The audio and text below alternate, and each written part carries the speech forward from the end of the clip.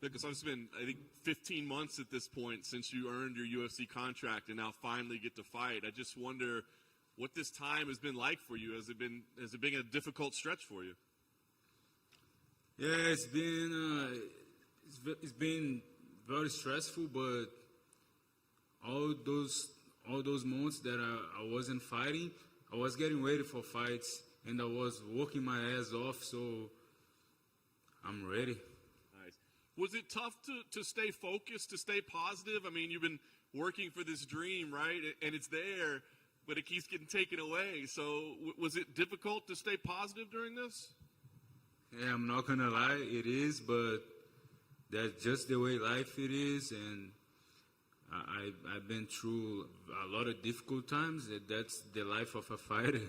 It is what it is. No doubt. And I know spending a lot of time training in Brazil. Are you in Brazil full time, or did you go to train for a while? Or I live in America, but every year, once a year, I go to spend Christmas with my family, and I was there. But even with all the holidays, I was very focused. And my manager say you should be always ready, and I was always trying to be ready and working my ass off, and I was focused. And I was like, man, if they give me a fight in January, I would be ready. And my manager called me, and he say, oh, I have this fight for you. Jim Miller opponent fall off. You want to take that fight? I say, yeah, fuck yeah, let's go. Then it was like a good coincidence. André Pederneiras, I grew up in Nova União. You remember Nova União used to be the #1 team of flyweights in the world. And I grew up there. That's why I have a lot of experience. That's why I did grow so fast in MMA, because I grew up around legends, around top guys in the ranking type of guys. And Andre, he said, oh, man, I see you in Brazil. If you want to come through and train with us, the camp is going well right now. Some guys coming from other countries, some guys from Tiger was there.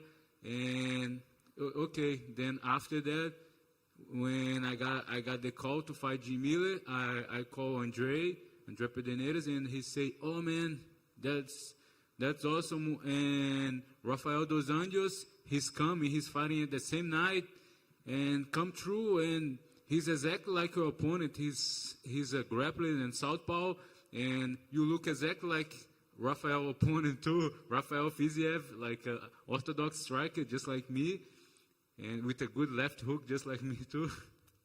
And I say, fuck yeah, let's go. Then I just take the first bus, because I'm from a small town, just like Glover. We are almost from the same hometown, and it's like very small place, so we have like a very tiny airport, so I had to take a bus. Then I took a bus and came to Rio and started the fight camp right away, and I worked so fucking hard in Brazil, me and Rafael. That's awesome. How many hours was the bus trip? Was it a long trip, or? Like 12 hours. So as difficult as all this time has been, is it almost like a blessing? I mean, you got to be where you grew up. You got to train alongside a former UFC champion. I mean, as bad as this has all been, did that end up being a blessing? Yeah, I believe in God, and just like they say, everything happens for a reason, and I believe that happened for a reason, and I'm more than ready this time. I feel more confident, I feel more focused, more strong. Everything's on point now. Did it matter that it was Jim Miller? Or would it have been anybody? You just said, yes, let's fight. Yeah, that was my mindset. Could be anybody. And man, like at first in May, I was supposed to fight Damir Hadzovic, and I got injured, and I had to pull out. And honestly, I felt like a bitch. And there was like he on me. And after that, I was supposed to fight Jim Miller in September. He got COVID. I did like a fucking hard fight camp in Denver, Colorado at Factory X. And if you know Factory X, they work so fucking hard over there. A lot of good wrestlers, a lot of UFC guys. And I worked my ass off. Then I came to Vegas. I was like basically on weight. I was in shape, on weight, ready to step the scale, and because I got too far. Then after that, after that came to fight Jim Miller, he had to leave the fight because he got COVID. Then they put a guy to do his UFC debut too. Then one day before the weigh-ins, I was like walking in my room like, man, can't wait to make weight. Fuck, let's go. Then I'm a little bit like that. And my manager Jason House, he did call me and he said, man, I have something bad to tell you. They find something on the guy medicals and the fight's canceled. Then that sucked so bad, and they had to cancel the fight. And that's what happened. Yeah. So I gotta think, going in there, I gotta imagine there's gonna be a lot of emotion, a lot of energy, So I mean, do you have to be careful that you're not let your frustration and your anger and all come out, or do you use that frustration and anger to come out and really put on a show? I definitely use that to train, and I train so fucking hard. But like you asked before about me fighting Jim Miller, I think that's a blessing too. Like because I remember I grew up when I was a teenager watching guys like Jim Miller and dreaming about one day be fighting Japan, Europe, United States. And I'm from a small town. And I did all of that, and Jim Miller is a legend. I respect him a lot, and that's all I dreamed for my whole life, to be fighting legendary guys like that. As I know he's gonna be in the Hall of Fame soon. 40 fights in UFC. He's a fucking beast. Most of my career was in New Jersey. Like I lived in New Jersey for 3.5 years. I trained with Frank Edgar and guys like that. And some of my best friends in America are from New Jersey. I like their attitude. They are good people. And I think that time that I was in New Jersey was definitely very important for me to be in UFC right now. I got in UFC after I became champion of Cage Fury. That is the #1 in the East Coast. And a nice coincidence too now is that I'm fighting one East Coast legend. He's a UFC legend, MMA legend, and East Coast legend. And now it's my time. That's awesome, man. Well, I know how hard you've worked to get here. It's finally here. A big win would be amazing for you. Have you thought about what you want to do next, what the rest of the year holds? Like, do you need to fight to make up for lost time? How does it go? Yeah, I definitely don't want to be like not fighting for a year, and I'm broke as fuck, and I live in America now. I better make money.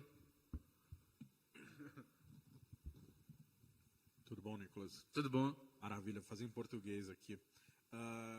Nikolas, resume pra gente como foi essa demora, expectativa e ansiedade para estrear depois. Chegou tão difícil chegar no UFC e demorar tanto para finalmente estrear? Cara, isso é parte do jogo, é parte da minha vida, e eu sempre observei que nem sempre são os melhores lutadores que conseguem chegar no UFC e tal, mas são os caras que são mais persistentes, né? E eu acho que, como tudo na vida, é tudo sobre trabalho duro, trabalhar, acreditar, e as coisas acontecem para quem trabalha, né? Certo. Tanto tempo parado, você acha que afeta de alguma forma o treino e talvez o seu rendimento na luta? Parado? Eu treino de segunda a sábado. Parado, que eu me refiro sem lutar. O pessoal fala do ritmo de luta, né? Você acha que isso pode afetar? Cara, eu acho que isso... Não, acho que não. Certo. Uma dúvida. Você mencionou aqui, já que você mora nos Estados Unidos, fez o camp no Brasil. O lado financeiro para um atleta na sua posição, para estrear no UFC, ficar tanto tempo sem competir, como você supriu esse lado? Porra, tem que se virar, cara, não é fácil não. Tem que se virar, tem que se virar. Algum detalhe especial que você fez para se virar? Não, acho que isso é... Não tem nenhum detalhe, não. Certo, falando da luta em específico, então, Jim Miller, um cara que já tem 50 lutas profissionais, essa experiência, como você pode lidar com essa experiência, né? O que você tem a seu favor para vencer essa luta? Fome. Muita fome. Show. Como você acha que você pode vencer essa luta? Onde você se vê melhor do que ele no cage? Cara, ele é bem completo também, ele é perigoso não só no... Ele é muito bom de jiu-jitsu, mas ele é perigoso também, ele nocauteia já nocauteou vários caras no UFC. E eu acho que eu sou como todo mundo pode ver nas minhas lutas, eu sou sempre perigoso do primeiro até o último round. E não é à toa que, tipo, eu acho que de 12 vitórias eu tenho 8 knockouts, então qualquer segundo eu posso acabar com a luta. E ter no currículo, principalmente logo na primeira luta, né?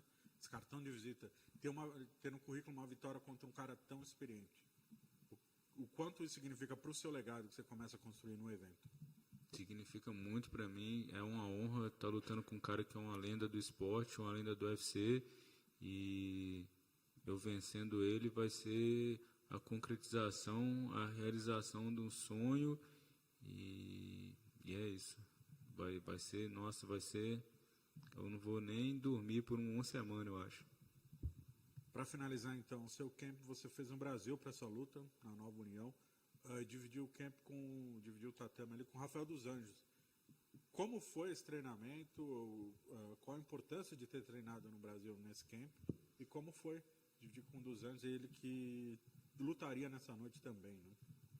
Foi muito importante, assim como eu acho que isso foi muito importante em toda a minha carreira, porque eu acho que desde quando eu comecei, desde os 18 anos, lá na Nova União, tipo, eu olhava para o lado, eu via, tipo, deixa eu ver, tipo, Léo Santos, Thales Leites, José Aldo, Renan Barão, Shaolin, cara, tem muitos caras que eu treinei que foram lendas do esporte, e, tipo, quando eu cheguei na Nova União, eu até falava, pô, isso aqui parece quando você estuda supletivo, sabe? Tipo, parece o que eu aprenderia com um ano, eu aprendia com uma semana. Então, eu acho que foi isso também, treinar com o Rafael, também eu aprendi muito com ele, e foi muito bom estar treinando com o Rafael ali. E meu objetivo é ganhar essa luta e depois ir lá no T-Mobile assistir ele vencer o Fiziev.